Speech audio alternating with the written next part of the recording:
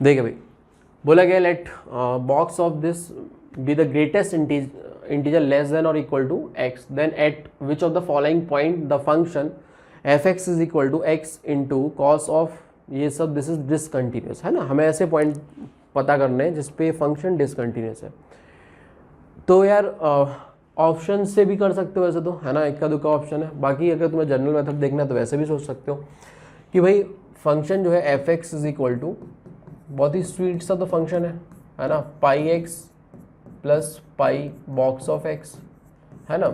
इसमें क्या है कि सब ये भी कंटिन्यूस होता है ना, होने को ये सब कंटिन्यूस, बट यहाँ पे ये प्रॉब्लम क्रिएट करेगा। और ये जो डाउटफुल पॉइंट है वो कौन से पॉइंट है, इंटीजर्स पॉइंट है ना।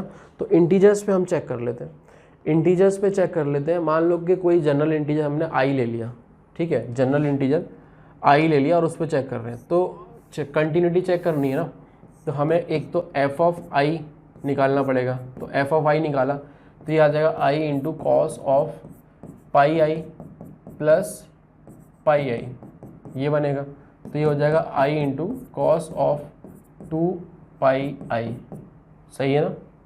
मतलब वो 2n पाई टाइप से हो गया, और 2n पाई हो गया तो बेटा ये तो 1 आ गया, तो ये तो आई के बराबर आ गया। तो एफ ऑफ आई जो है ना वो आई के बराबर आ रहा है, समझ में आ गई। अच्छा, अब लिमिट भी निकाल देते हैं, limit x tending to I minus L H L निकालते हैं, है ना। लेफ्ट हैंड लिमिट निकालोगे तो क्या बनेगा, x into cos of pi x plus pi into box of x, ठीक है। तो ये हमारे पास कितना आ जाएगा, लिमिट x टेंड, देखो यार सीधे देख लो यहीं से, पाई माइनस जब रखोगे तो ये तो पाई, सॉरी पाई माइनस क्या, आई माइनस रखोगे तो ये आई माइनस को टेंड कर रहा होगा। यहाँ जैसे आई माइनस रखोगे तो एग्जैक्ट बनता है ना। जैसे ही बॉक्स के अंदर आई माइनस आपने रखा नहीं तो ये आई माइनस बन जाएगा एग्जैक्ट, समझ में आया।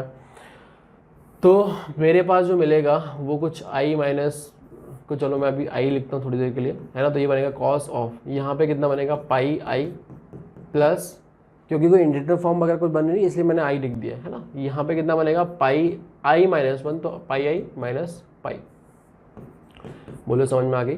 तो ये अल्टीमेटली मेरे पास बनेगा आई कॉस ऑफ 2 आई पाई, आई पाई बड़ा सही लग रहा है ये बोलने में, आई पाई, ठीक है भाई, आई पाई हो गया ये, है ना। तो 2n पाई माइनस 1 टाइप का ये बन गया, है ना। मैं चलो आपको और थोड़ा सा पाई कॉमन लेके फिर दिखा देता हूँ। तो 2i माइनस 1 टाइप का ये जो नंबर है ना वो तो ऑड ही है, तो ऑड अगर है, अब क्या बोलते हैं अपन, इवन मल्टीपल ऑफ पाई अगर कॉस के अंदर जा रहा है तो 1 मिलता है, ऑड मल्टीपल ऑफ पाई अगर जा रहा है तो -1 मिलता है। तो बेटा ये तो माइनस आई आ गया, ये तो माइनस आई आ गया, ठीक है। चलो और देखते हैं, ये तो LHL निकल आया। RHL की बात करें तो limit x tending to I plus रखते, देखो यहीं रखना है, तो fx लिख दिया यहाँ पे, एंड आगे क्या आने वाला है वो बताता हूँ आपको। जब i प्लस रखोगे तो ये i बनेगा, है ना, ये पाई आई हो जाएगा, एंड ये i प्लस जो है ना, i प्लस का जो बॉक्स है ना i आएगा, आपको पता ही है, ठीक है ना। 2.01 का बॉक्स क्या आएगा, 2 आएगा, है ना।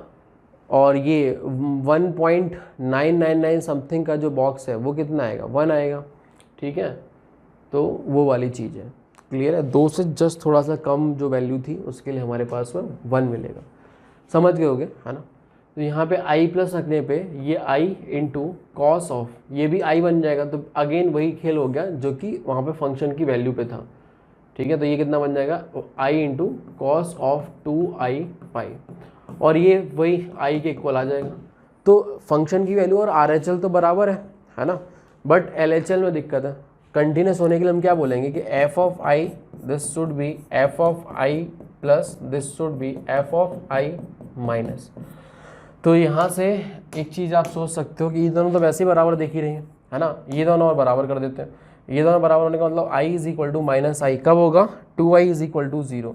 तो ये i जब 0 होगा ना तब जाके ये फंक्शन कंटिन्यूस होगा, अन्यथा अगर कोई x की नॉन इंटीग्रल वैल्यू है, ठीक है ना, तो वहाँ पे हमेशा डिसकंटिन्यूस ही होगा। और हमसे पूछा क्या है डिसकंटिन्यूस का, तो A C D ये 3 ऑप्शन हमारे बनेंगे। बात समझ में आ गई। कंटिन्यूस होने के सब बराबर होना चाहिए, और जब i की वैल्यू ही 0 हो गई तो भाई ये भी जीरो, ये भी जीरो, तो कंटिन्यूस है ना, कहाँ, i इक्वल टू जीरो पे, मतलब x is equal to zero पे।